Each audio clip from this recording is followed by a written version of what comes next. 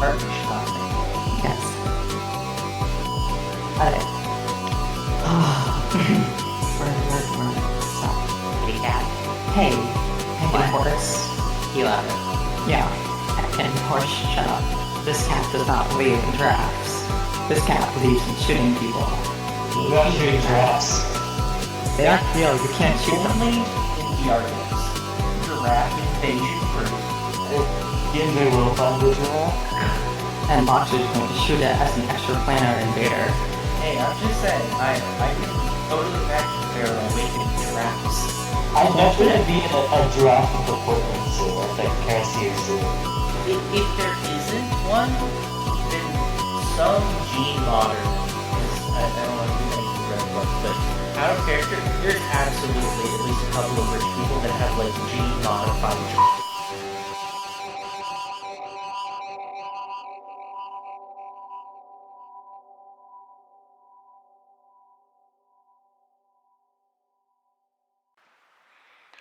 Hello there, chummers, and welcome back to the Hard Knock Sorority Podcast, a Shadowrun 4th Edition actual play podcast featuring Val as Ollie, aka Boxer, the ex-mercenary looking for redemption on Seattle's mean and dirty streets, Veronica as Cecile, the snooty college girl out of her depth and slumming it, Kat as Sion, aka Deandra, a dryad ex-cop from Terracere, looking for her estranged brother, and finally Beth as Grace, aka Nightingale, an otherworldly and extraplanar being to meta-humanity, but in reality an emissary from Equestria.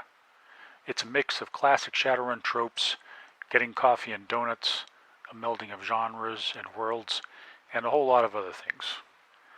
I'm Paul, the Game Master, and I'm really happy that you are joining us on this journey and hope you enjoy it. If you do, please tell your friends and leave us a positive review. We are available on most podcast services, YouTube, iTunes, etc. You can also find a link to our Discord server in the podcast description and on the YouTube channel. We would love to hear from you, and we share a lot of in-game paydata there as well, such as maps, intros, fluff, and character stories. Thank you again, chummers. Don't forget, watch your back, conserve your ammo, spoof your grid guide ID, and never, ever make a deal with the dragon. It's nighttime, as it is so often when running the shadows. What after all is the night, if not the deepest shadow? Our camera is watching a parking lot somewhere in an undefined sprawl. It's raining, of course. We need the pavement to be wet to cast the fractured reflections of the sprawl's neon face. The Rolls-Royce Phaeton sits at the center of the deserted parking lot, with its running lights on. Another vehicle, a nondescript Ares Roadmaster, pulls into the parking lot and slowly circles the Phaeton. The Roadmaster appears tired and worn in comparison to the Phaeton's glossy reflective finish, but a trained eye would notice that the suspension of the vehicle is carrying substantial weight and has been upgraded to support it. There are other tells that this Roadmaster is stock. The tires, the various oddly shaped protrusions on the roof that probably house sensors and antennas, and the discrete seams and panels that may hide offensive weaponry. The large van stops broadside, a dozen meters from the Phaeton. The side door slides aside to reveal a large orc holding a PKM machine gun on a gyro mount pointed in the general direction in one hand and a ballistic shield in the other. Two more passengers emerge from the van's front. The one in the lead is a human female, and the other is an elven male. They are both wearing long jackets that are obviously armored, but their weapons are holstered. They walk into the space between the two vehicles and stop with the woman. The rear door of the Phaeton slides silently aside, and a male orc steps out and closes the door behind him. He is wearing what might as well be Corp bodyguard operative armored business suit and mirror shades. "You have the principal?" he asks. "You have the cred?" the woman replies. Mirror shade nods and says, "Biometric verification is required." The woman nods again. "Fine. Your tech can do the scan in the vehicle," as she motions with her thumb over her shoulder. Mirror shades nods as well, and the door of the Phaeton slides open again. A male dwarf in a lab coat and carrying a device in his hand climbs out and looks nervously around. The human woman motions him over to her, and after a quick nod from mirror shades, the dwarf steps up to her. She pats him down with practiced motions and examines his device before letting him pass towards the van. The dwarf shuffles hurriedly towards the van, his eyes fixed to the muzzle of the PKM that never wavers from mirror shades, and clambers somewhat awkwardly through the door. Several minutes pass, with the two groups staring impassively at each other before the dwarf re-emerges from the van. The squat metahuman pauses briefly to nod at mirror shades prior to disappearing into the phaeton and shutting the door in haste. Both mirror shades and the woman frown. She says, "Your tech seems to be scared of something. Is this a frag job?" Mirror shades answers gruffly, "Not everyone is cut out for the game, chica. Now, do you want the cred or not?" She nods and holds out her hand. Mirror shades passes her a cred stick, which she quickly slots, and after a moment and another nod, she motions to the van. Two figures climb out of the back of the van and head towards the phaeton. One is a large human male and casual. He is somewhat stooped and balding. Beside him is another human female, who is gripping his right elbow in one hand and an Uzi in her. She is wearing an armored jacket, and compared to her companion, moves with strength and grace. As they come abreast with the others, Mirror Shades raises his hand as if to motion the older man towards him to be searched. Then his hand explodes in muzzle flashes as a cyber gun in his arm unleashes a burst of fire. The older man is hit in the throat and face. His head snaps backward in a spray of blood. Things start moving very quickly. A bullet from a sniper catches the female who had been leading the exchange as she is drawing her pistol full in the chest, catapulting her backward to the ground. The woman escorting the civilian throws herself to the side and her Uzi releases a staccato rip of bullets that stitch up the side of Mirror Shade's torso and into the side of his jaw. The Mirror Shades are flung clear as the hitman topples towards the phaeton. The elf who had been accompanying the female human makes an arcane motion and a swirling sphere of energy encompasses him and the downed woman just in time to deflect additional sniper fire. Then the PKM erupts in a roar. The fusillade pins Mirror Shades to the phaeton in a macabre display of violence. Then another sniper bullet takes the head off the human woman with the Uzi in a blast of pink mist, and what remains of her body rolls over into a puddle of rainy water that quickly turns crimson. The elf mage is dragging the leader towards the van under the cover of the PKM, which is chewing at the armor of the no longer gleaming limousine. Gunfire seems to be erupting from the darkness all around the tableau, and bullets are chunking into the van's armor and being repelled by the mage's scream. As he lifts the leader into the back of the van, he glances back at his fallen comrade. Then he enters the van. The doors of the van slide shut, and its powerful engine revs as it launches itself with screaming tires into the night. Our drone's eye shifts, and we realize that we are coming in for a strafing run on the location of one of the snipers on the roof of the darkened shopping. Then our rockets are away, and we are pulling up into the night sky, away from the parking lot with its flickering flames and clawing to wrap ourselves in shadow once again. Oh, that Always was something happening in Seattle. Something's happening somewhere. good. To somebody. Why do I get the feeling it involves us? It's all related to sports. I have no clue how it is. Unless it isn't, and it's just the biggest red herring. All right, Paul, are you ready to Roll enact dice? what we practice? Sure. Sure. Okay, is that right? That's right. I got a 1. So we're going with combat turns, yeah?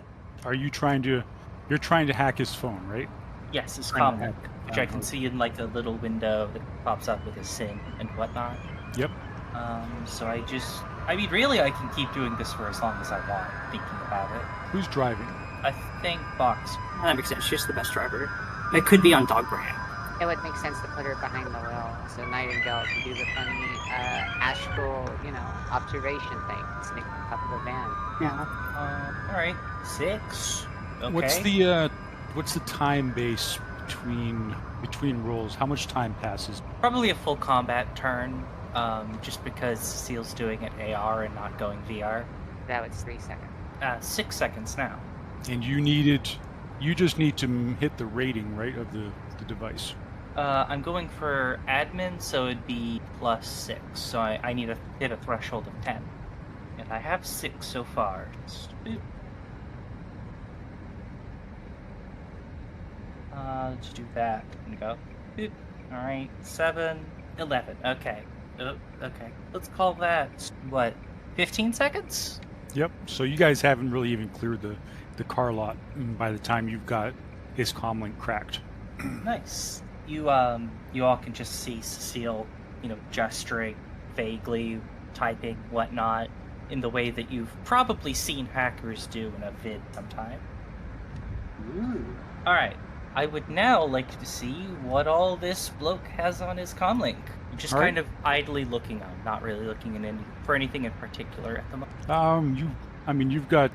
He's got, it's basically the comlink of a person who doesn't seem to have anything to hide. There's nothing that stands out as being like either secret or nefarious. It's basically, if you picked up, random dude walking down the street's cell phone and cracked it.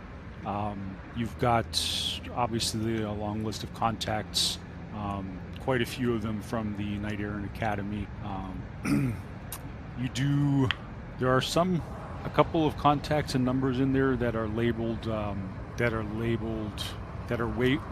Warehouse Alliance. There's a couple of them that have a couple of the Warehouse Alliance numbers and contacts that have a star next to them, so they might be important to him. Does he have any files on? He does not. Does he have any kind of anything related to what's been going on at all? Not obviously. Okay. I'm just gonna go ahead and turn off. Oh no. Can I see any kind of panic button? Nope. Like a emergency panic function? He didn't activate anything. Okay. He didn't really have time, and the impression that you got when he pulled up and everything that went down was that you caught him basically by surprise. He was not, in his arrogance, in his position, and the arrogance of his assumption about you guys as shadow runners, he saw absolutely no risk or danger in meeting you guys. Does there appear to be anything valuable on his phone at all, or is it basically like the equivalent of a work computer? It's the equivalent of a work computer. There's certainly pay data, so if you took some time to analyze it and sift through, there's probably a good bit of information. Maybe even some of the contacts' names and what their ranks are that are labeled in there might be interesting to somebody. Just go ahead and make a copy of all of the phone's contents and whatnot. Sure. I do so, and I'll sort through it later. In the meantime, I'm just going to... Can I, brick the comlink? Absolutely. All right, I would like to inflict as much matrix damage on that comlink as possible. You've got admin privileges, so basically you could I imagine System you could 32. Yep. Do the equivalent of pulling the SIM chip and dumping the memory. Good, okay. Before I do that, are there any linked devices to the comlink? Let me check. There are several arms, weapons. You already you picked up the Colt Manhunter that he had on him. That was linked to it. There are a couple of other weapons that are linked to it that you didn't find when you searched. So probably his personal weapons that he didn't carry with him. There also appears to be his motorcycle appears to be linked to it, and that's probably it. Okay, cool. Then his comlink is bricked, and that'll be a pain for somebody to fix. All right, so you guys are heading out of Auburn southeast in a southeasterly direction towards Puyallup. If I remember correctly, it was middle of the day, maybe early afternoon. It's like 5 o'clock. That's when we told him to meet us. Okay. So there were two things that you were trying to achieve, right? So you wanted to get the audio recording of Kimmy telling Mr. Johnson that she wanted nothing to do with it. So that was the one part for completing the job with Mr. Johnson. Then you had the job from Prokop, which was basically to kidnap George Van Housen and get him to a safe house. So now you're on your way to the safe house in the van. Dear, are you following the van or are you leading? I think Deandere would be following the van. At least in this moment. She might circle around it every now and again. Okay. Puyallup is, as you know, maybe just barely a step up from the Redmond Barrens. The volcanic eruption of Mount Rainier in 2017 devastated this area, and it's covered in lava flows and heavy ashfall, and it's basically just a very grim and grimy area, very working class. And so you pass through Redmond. The drive takes about an hour. You pass through Auburn. Heading south. Actually, before we get there, can I do something? Sure. All right. So Ice is in the van with all of us, right? Yes. And what's the location where we're going to meet the fixers or cleaners? Puyallup. Right, but where in Puyallup? Like what Can Cecile see the location? Yeah, you got it forwarded to you. Everybody got it forwarded from. What's it look like? It's a warehouse in a very rundown sort of warehouse, industrial kind of area. Everything is black and covered in ash and grim and grimy. Are we taking the cop? Those people? Well, so to backtrack a minute, there's the job wasn't to take him to any kind of cleaners or anybody else. The job was to capture him because there's some back history between him and Prokop and ICE, and they want to find out what happened. Basically, they were set up on a job. George Van Housen was acting as the Mr. Johnson, but it was a setup and a frame job, and they're taking him to a safe spot where they can interrogate. So, are we taking him there in San Pelu? In Puyallup? Yeah. Yep, he is with you in the van. You, Diandir cuffed him. His arms are cuffed behind his hands are cuffed behind his back, and his legs are cuffed. His feet are cuffed, and he is currently still unconscious, lying on the bottom of the van. You searched him. He was searched by, I believe, Diandir and ICE, and Nightingale also did an astral perception of him and had seen that he was relatively heavily cybered. In fact, he has a cyber arm and quite a bit of headwear and some other stuff going on. Remind me, so the message that I sent to Prokop was that we needed his, because at the time I wasn't going to hack him, that we needed someone to like help take care of the phoning home thing. Is that still going to be at the warehouse and whatnot? You had messaged Prokop that you needed help with his comlink, basically. Disabling it. Oh, I didn't remember that. Well, in that case, yes. Alright.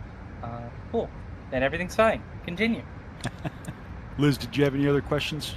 All right, so it's about a half an hour drive when you get to the location is a sort of a nondescript warehouse, not very large, with a big bay door in the front, which opens up as the van pulls up to it. And Boxer, I guess you drive in.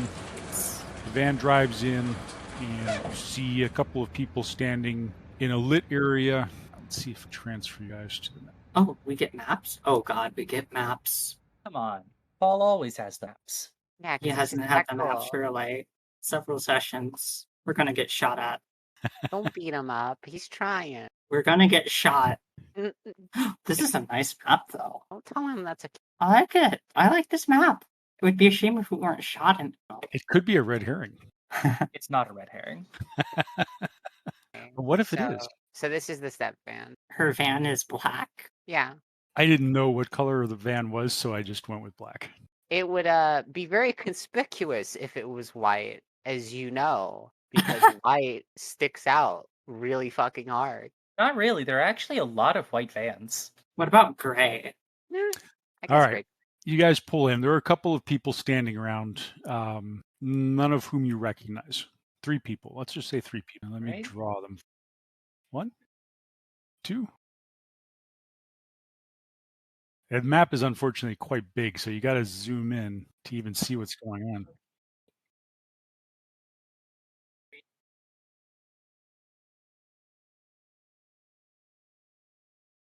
Okay, so you guys get out of the van. Who's getting out? Cecile will get out. Boxer. Cautiously. She let's see what she got. She would have disassembled the rifle, would have her submachine gun slung, not held, her sidearm. Actually, you do know one of the people waiting for you. Yeah, so the people that are here are Kirsten. Next to her is a rather slight and nondescript looking elf with some kind of a device in his hand, and then back here there's an older gentleman sitting in a chair, drinking a coffee and smoking a cigarette. Cecile goes ahead and starts walking toward the duo. Okay. Kirsten sees you, and a big smile breaks out on her face, and she says, "Hi, Cecile. Hey, Kirsten. Fancy seeing you here." Indeed, I didn't realize you hung out in warehouses, although I'm not that surprised. She makes a face at you. Who's your friend? She looks over. This is Mouse. Mouse is a Decker. He's here to make sure that We're not being electronically surveilled. Good. So, Mouse, I already bricked his comlink and took all the files off it. Let me know if you want anything from it, although it was pretty sparse. I He checked says- him over. I didn't see a lot. Do you want to keep the comlink, or should I take it off you? Oh, out of character. The comlink was implanted, right? Yeah.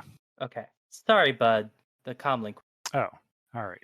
All right. So in there, You can look over the body, though. the body. Well, he's not dead, just unconscious, but you know. Okay. So he Subject, walks I'm over going and to gets check into the him. van. I lost my character under the van. He's gone. I think I can see the edge of his token. No, that's the van. I can Oh, the see man is an time. actual object. Well, yeah. If you guys decide you want to drive it out of here, we gotta. We can Be ram able to Kirsten. move it. Yeah. Ramming speed. Ram. Wait, is the Bum, bum, bum. forklift a token too? Or is it just weirdly outlined? It looks like a token. Oh no. Just in case. You never know. Over. It's over, Joker. I have my class driver's license and my people. All right. The mouse is looking over the unconscious body of the cop. Yep. He's scanning him with some kind of device in the back of the van, and So check out everything. yeah, he's got a couple of trackers on him. But I'm gonna say got back in. The dog, pretending to be a stupid dog, will explore some. So what doors are two? So let's let's say the front door is open. The front doors are open, and this door right here is open. Cannot see. I drew a line. So the one up front before the van. Which one? The one behind us? That like sliding The side side door. door. Oh, it's in the back one. All right. Nightingale, I want you to, while you're looking around, there's nothing one. We don't want you. Understand? The dog You borks and want me to wagging look at its the tail cameras or something? runs off. If it's not, I know you're busy with. I mean, I'm pretty sure we're in control of this warehouse. Hey, Mouse, is the guy at the desk looking at the cameras? Yeah, he's watching the cameras. Yeah, it seems like they have it handled, Boxer. All right, so Ice drags George Van Housen out of the van and drops him on the floor. There's a light shining there. And at that point, Kirsten looks over at Mouse and says, "You're all done, Mouse?" Mouse says, "Yep, he's clean. I cleaned the tags." Kirsten looks over at Cecile and says, "Well, I'm getting out of here. We're getting out of here. Our job's done." Good. Nice seeing you, Kirsten. "Yeah, you too, Cecile. Stay Don't safe." forget to study harder. She chuckles. "Yeah, you too, Cecile." You think I can study harder? I'm insulted. "Well, I don't think you've been studying much lately." You'd be surprised. "You're right." She and Mouse leave. At this point, it's just you guys, the old man in the corner watching the security cams and basically just ignoring you. He's got a bag of chips and a pack of cigarettes that he's working on, and now it's just you guys. All right. So Seal looks to Ice. So are we gonna interrogate the cop, or are we inviting him to tea? We're gonna interrogate. So Okay. I think we can do both, Nightingale says, still in the Sadly, I don't have my purse to bring tea with me. Are we planning on any advanced interrogation? It needs advanced interrogation when I'm here. She makes an Yeah. excellent point. Subjecting Van Housen to Cecile is probably closer to advanced interrogation. Seal gives you a very annoyed look. If all else fails, I can just shoot him again. I'm sure he'll love that. Or we could cut out his vocal cords. I don't see Well, how that hey, would help It's us. a we're bit not gonna do extreme. that. I said, Andrew, you "I'm know not we sure need cutting him out to the say vocal cords is things. going to be." Yeah, what did you say earlier? His comlink was implanted? Yes. It's also And, now You are completely a sick bricked. bastard. I start slapping him, trying to wake him up. He's Ice. lying on his back on the floor. Ice, why don't you just slap patch? He Those looks are at you, expensive. he looks at you quite annoyed and goes back to resume slapping the man. Seal just sighs and she starts casting a spell. I'm going to cast Analyze Truth at force, I don't know, 3? Deirdre pulls out smelling salts out of her med kit and moves Ice aside. Just wake him up with the smelling salts. All right. Boxer wants to get in on this and just slaps him once and steps back. I think that's unnecessary. I think it's very necessary. He cost 2 of my bullets. 2! Unacceptable. How much do they cost? Nothing. Nah. Are you drawing a stick body for Van Housen?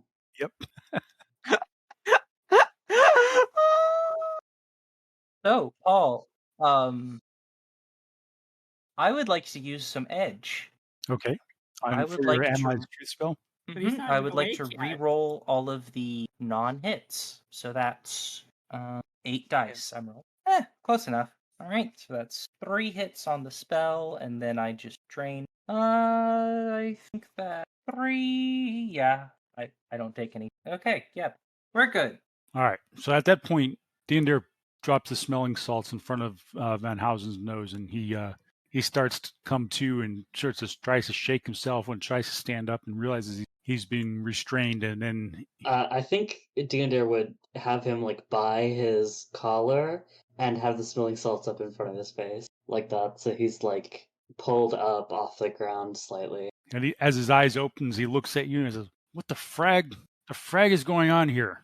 You had the terrible fall. So I should mention, Paul, don't forget to roll his willpower against a threshold of 3. And Cecile now has a glowing, like, spectral snake tongue coming out her mouth. Best kind of. Ooh, okay. The spell works. Although I don't think I was supposed to know that. All right. So George Van Housen comes to, and he's looking a little bit dazed and confused, but he's snapping out of it really quickly. His eyes are glancing back and forth at all of you, and Hey. If you try anything, I'm the one who shot you before. I'm more than willing to do it again. I think Dinder would just pull out her sword. Like she has Van Housen by like his the collar of his shirt, of his uniform, and she just whips out her sword and kind of puts it close.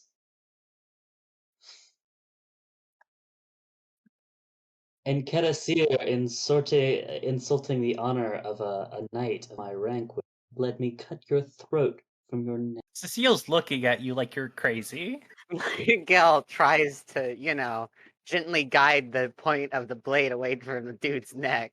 I mean, it's like a saber, so it's like she has the flat of the blade, Well, unlike her yeah, hand. but still, it's kind of, she thinks it's unnecessary, that this probably won't help to get him to talk, It's smart to stop him from doing anything else. he's looking back and forth amongst you guys.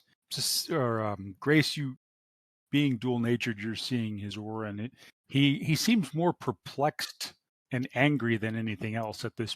And he starts saying, what the frag is going on here? What do you Wait, think you're- is I'm happening? Cecile. We talked at the diner. I know who you are, but why are we doing this? Hey, Ice, what questions do we have for this guy?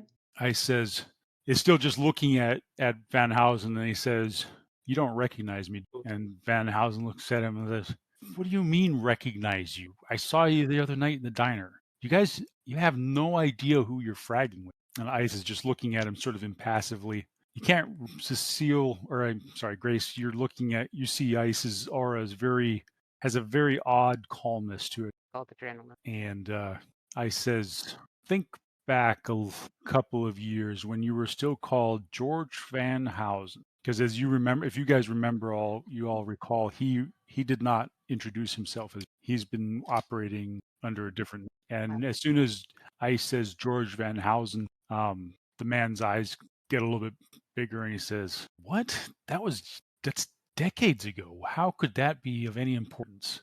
Ice just smiles and he says, "Do you know who Mary Lucen? How about Akamai?" And you see George Van Housen's eyes get big, and then all of a sudden you see that he's recognizing it, and he starts laughing. He's laughing. Come on, this can't be serious. That was 25 years ago. Is he lying? No, he's not lying. Okay. The same sort of arrogance that drew him into the trap in the first place is still at play here.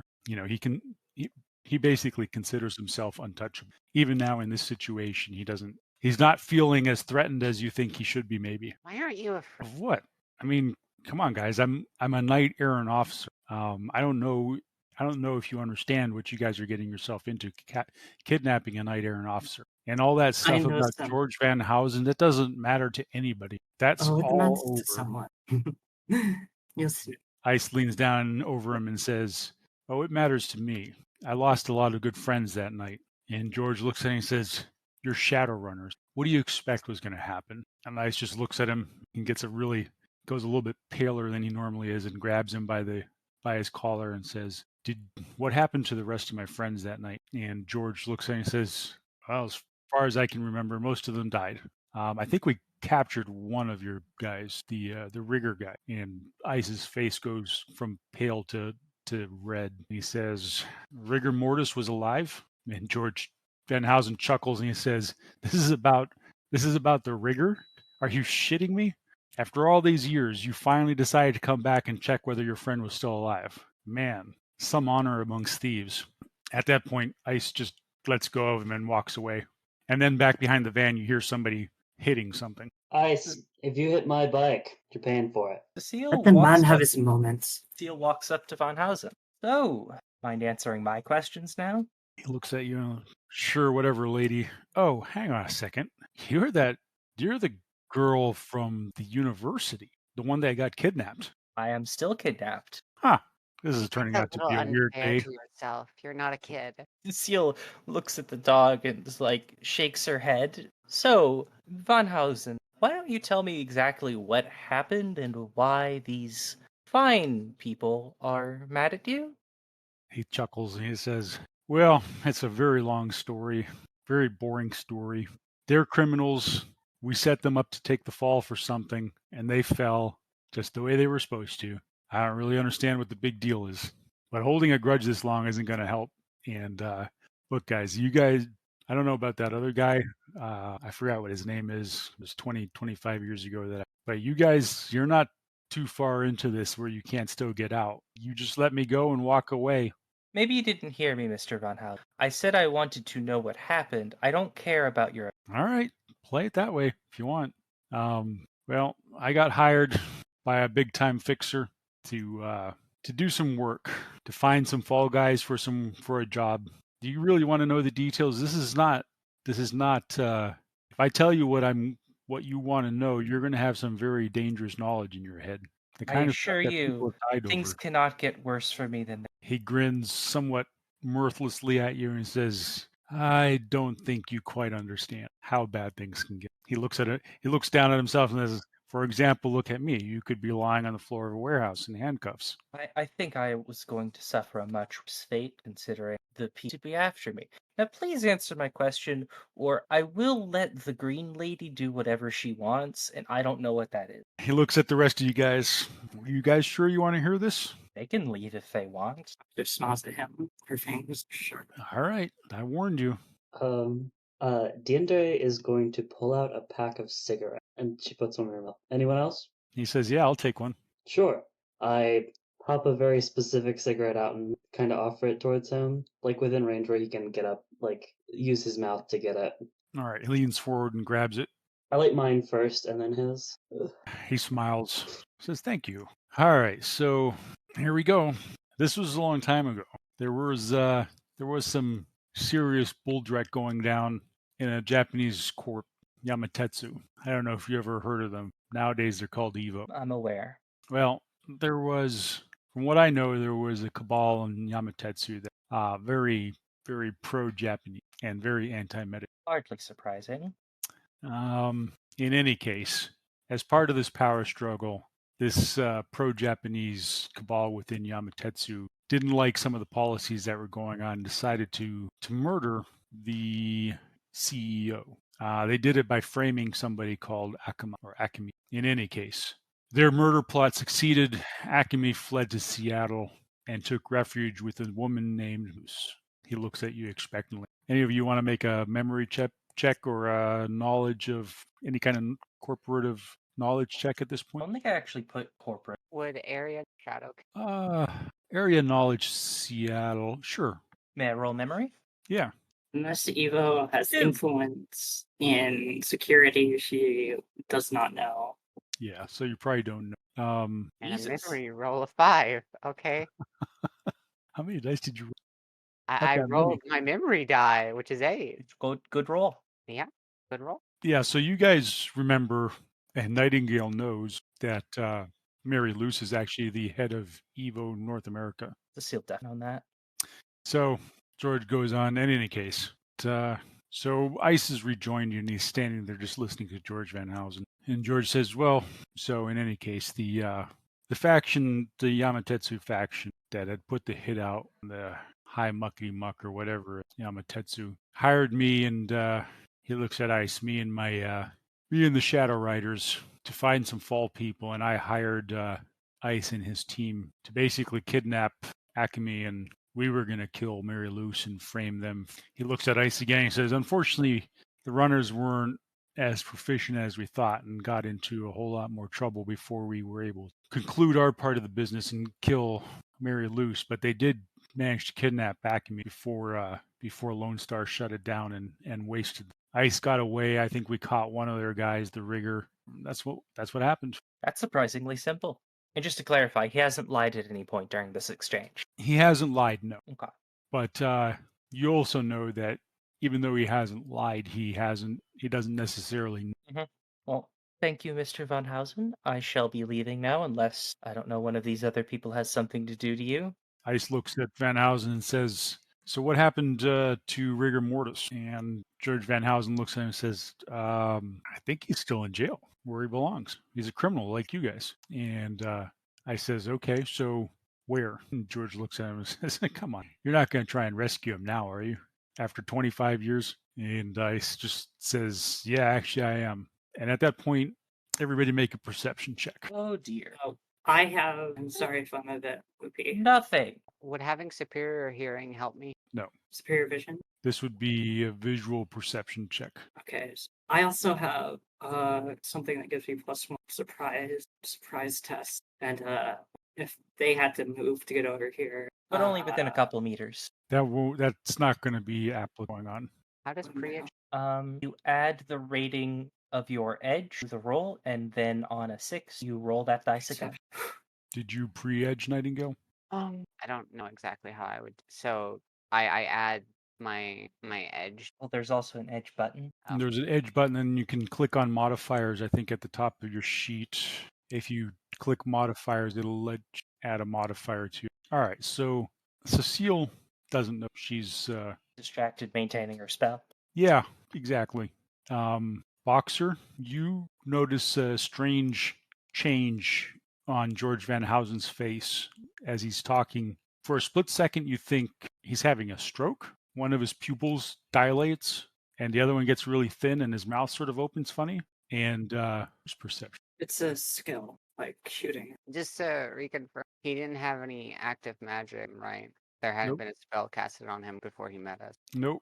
And being dual-natured, you see a sudden shift in his aura from that sort of arrogant, frustrated, and angry kind of color to a sudden. I mean, you see a sudden, massive spike of terror through. Something's going. Whimsy. Deander and Grace, you see his face contort a little bit, and all of you see that he suddenly gets a scared look on his face, and he looks at Ice and he says, Warehouse Alliance, and his head explodes like a grenade. Cecile just starts screaming. Well, She's running What was to the the radius van. on that? Yeah, you guys are going to be all resisting damage. All right, great. How much we talking? So I roll my body, right? So let's see. We roll soak our armor, So right? it's 10p, 10?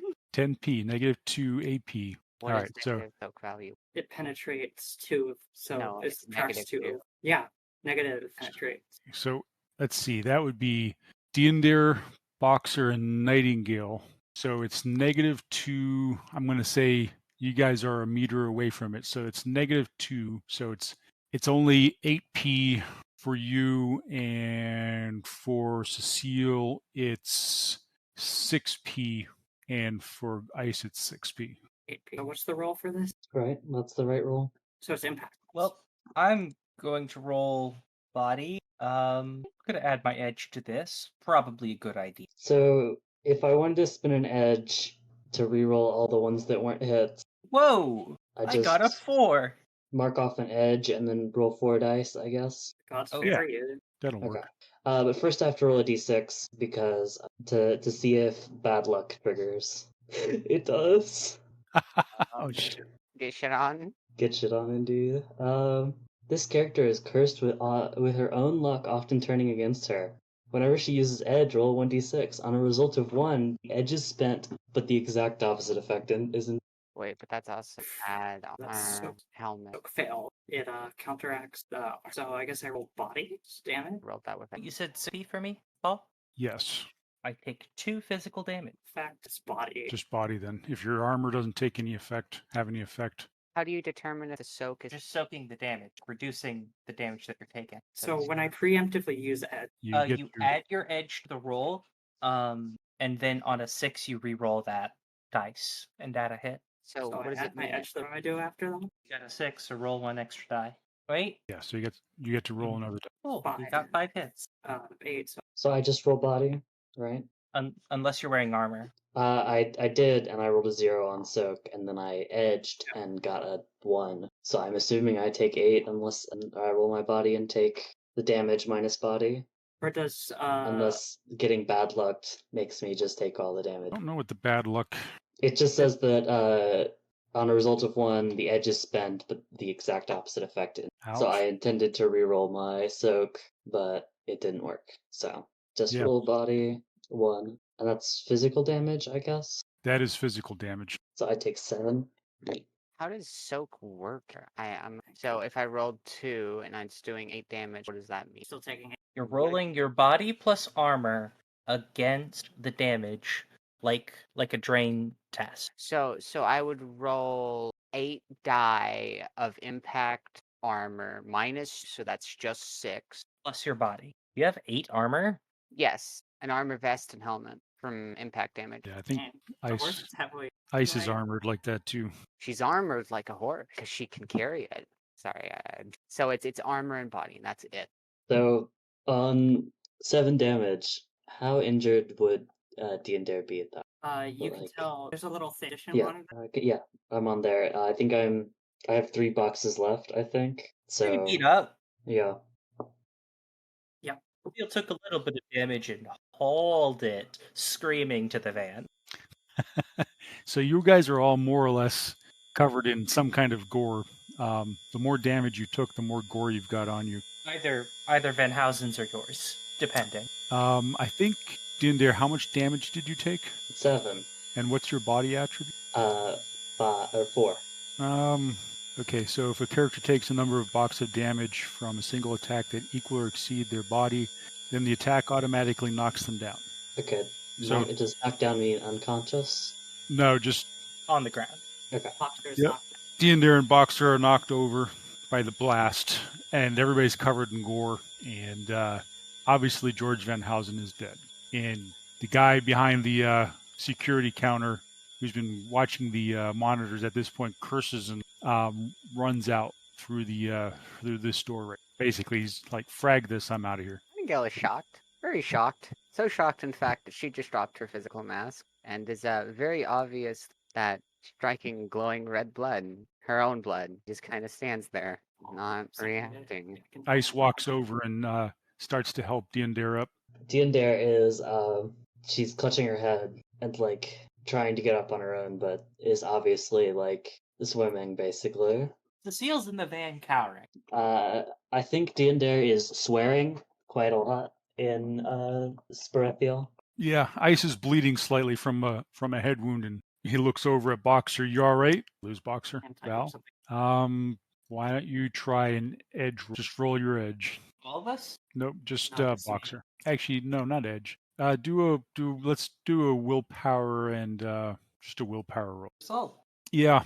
So Boxer, you're feeling a flashback coming on from the worst day of your life, and you're able to suppress it by basically just focusing on checking yourself, making sure that you're okay, that the people around you are okay. You see Ice helping Dindare up. Dindare seems to have caught the blast more powerfully than you have. She's obviously injured, and the pony's injured, and Ice is injured, and Cecile seems to have run to the van. So she's obviously not that injured, unless maybe shock has just carried her. We lost. No, not Under here. the van. Ice, do you have medical training? No, damn it. Then help the horse. I have her. Like the reaching- second you come over, a biomonitor on the like cuff like quadricep of Diander's coat just lights up and starts listing things off in Spirathiel. You cannot Spirathiel. Fortunately, she has a rating 5 medkit and medical training. She is fixating very hard on Diander. Is Diander making noise? Probably swearing a lot. Alright, I need you to keep swearing. Make as much noise as you need, as long as you're still making noise, understand? I think Diander starts talking to Boxer, but not in English, in Spirathiel. It doesn't matter, she just needs her to talk. She's going to deploy her medkit and begin. Do you have a first aid skill? Yep. Plus, should I have... No, you shrug that off. You're basically using the focusing on helping others to shrug that off. So it's first aid plus logic. 5 out of 5. She's... Oh, no. While everyone else is moving, worried, out of their mind, and pain is very noticeably coloring Nightingale's world. By the time Ice comes to her side, she twitches in the face. She looks at him and promptly pukes on him with vomit that's acidic enough to burn his clothes and only slightly his skin. And she swoons for a moment, and then she shakes her head. And her freeze response resolves into a fixed response. She is stepping away from Ias and turning her attention to Diandre once she confirms that this guy right here is irretrievably dead. He of course is he is. irretrievably dead. His, Unlike his other head. animals who can regrow their head, humans cannot. That's so sad. And Ice is just looking down at his clothes and the smoking boots and the frag. It's almost like she spit acid at him. It's kind of confusing at first, I imagine. Yeah, he's looking very confused. It's definitely distracted him from what's going on here. All right, so the maximum damage healable with the first aid skill is equal to the skill's rating. So you roll the first aid plus logic, and you add the medkit's rating to it. Yep. So it's 5 plus the medkit's rating. That's how much should be healing. Seems like a lot, doesn't it? Well, she's skilled, has exceptionally high quality equipment, like almost the best can buy. Nightingale would provide a pair secondhand to help with that be not sterile, luckily. Ice goes to the bathroom and starts rinsing himself. She's pretty much fallen. She seems extremely tunnel vision at the hyperfixating and the detail there. It's like she's in this many times. Paul, didn't you say that the max that could be healed with first aid was at first Plus the medkit, plus the which actually convenient turns out to be 7. So that means she healed 5, and that leaves how much? 2 left, I think. Yeah. Once Boxer pulls back, and it's obvious in her aura that she's not sure what else Nightingale likes, and she gives a quick motion over Diandre's body, and this gentle glow. It's white and then turns then red, and it's entirely. Guess what, panel. Deandra? Guess what? Magic doesn't work on me. Ah, fuck! Really? Yeah. Magic resistance plus 4. I forgot. You can still plus- try. I'm going to try. Yeah, I would say So- that you still tried since you said you did before you knew. Yeah. She wasn't thinking about that. She was wanting to help. But you said it's minus, so it would be -4 to my focusing test question. No, that it requires a voluntary subject, right? And you can't be a volunteer subject when you have Nope. that resistance. Mm-hmm. So it could never work. Nope. So in correction, what would have been a healing, gentle energy encompassing her body, as it lowers in intensity, brightness, and color, it just kind of. What is the roll for that?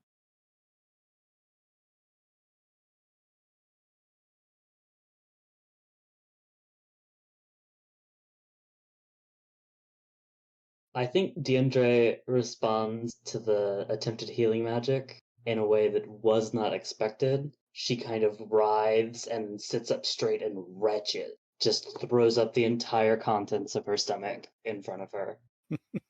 As she's Boxer is doing going in that- again when she sees this because it's. And yeah. you hit Ice again, who just walked up and is like, frag, really? Damn it. And now Diandre is clutching her head with both hands and swearing and speaking even louder in Spirithiel.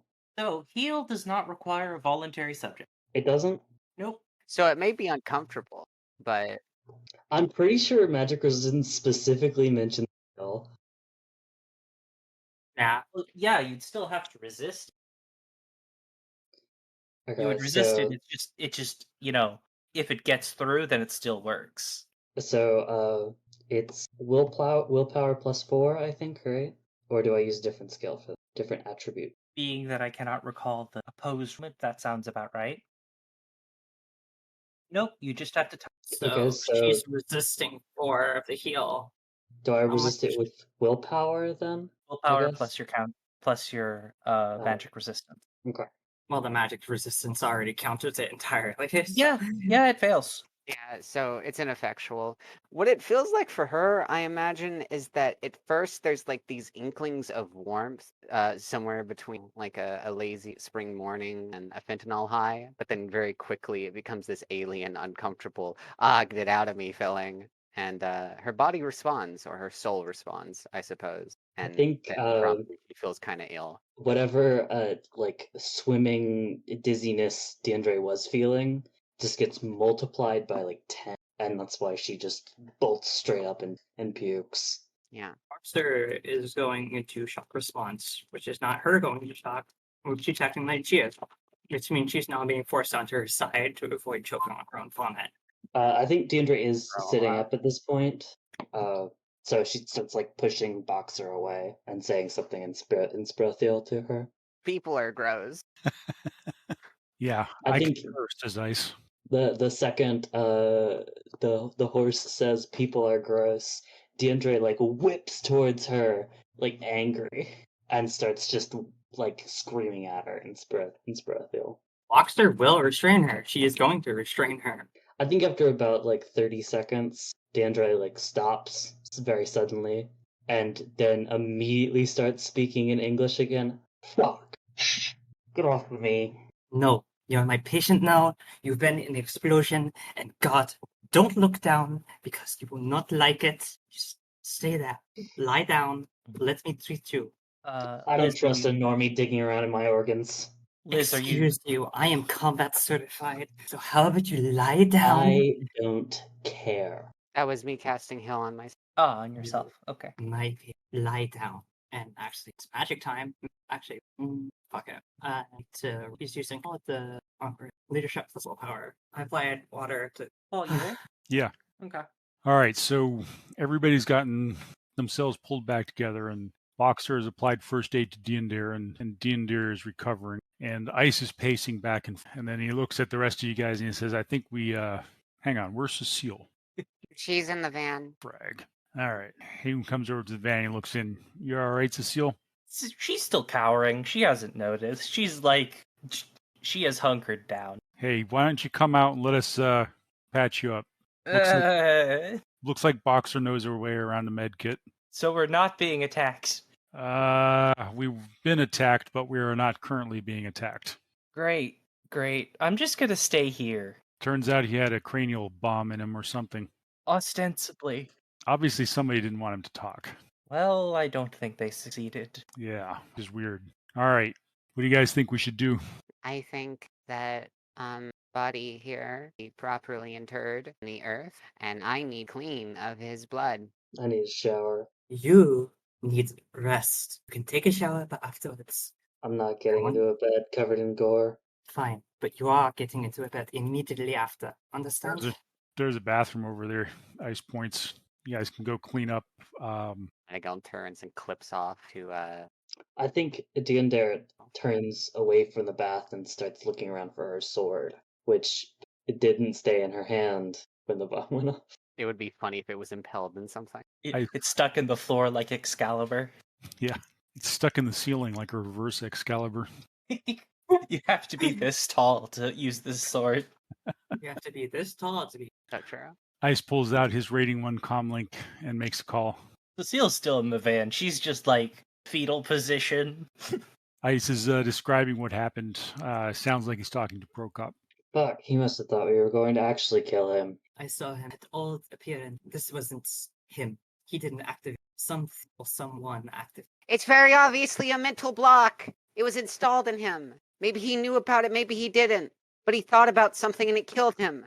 Nightingale calls from the restroom. She has the These door knight locked. errant people are fucking crazy. The bomb was for us. Yeah, the bomb was definitely for us, I says. Look, we need to get out of here.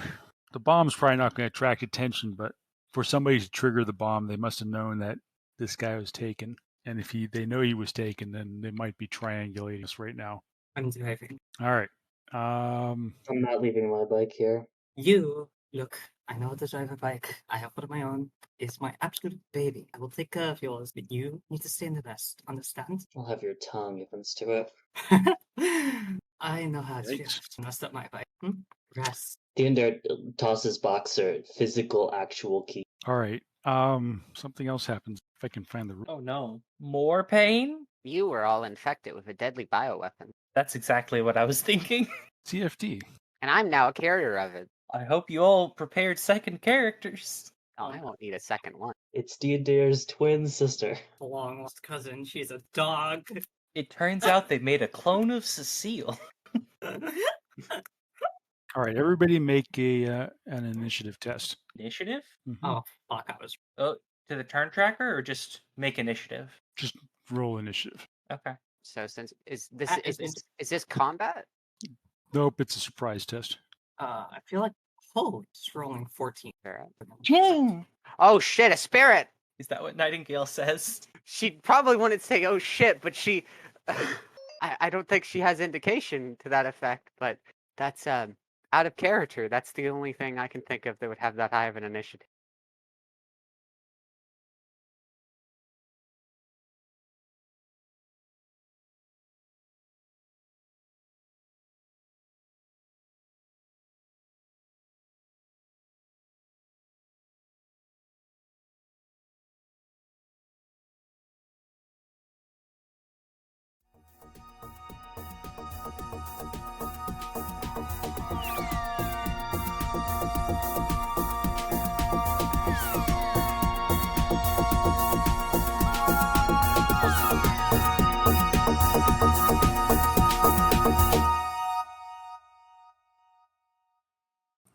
The Topps Company, Inc. has sole ownership of the names, logo, artwork, marks, photographs, sounds, audio, video, and/or any proprietary material used in connection with the game Shadowrun.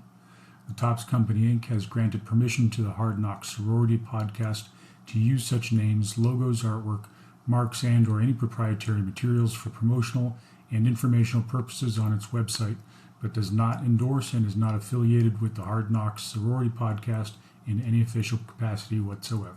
The music for the Hard Knocks Sorority podcast was written and performed by Trace Mineral. The Hard Knocks Sorority podcast is licensed under a Creative Commons License 4.0, meaning you are welcome to use the material as long as you give us credit.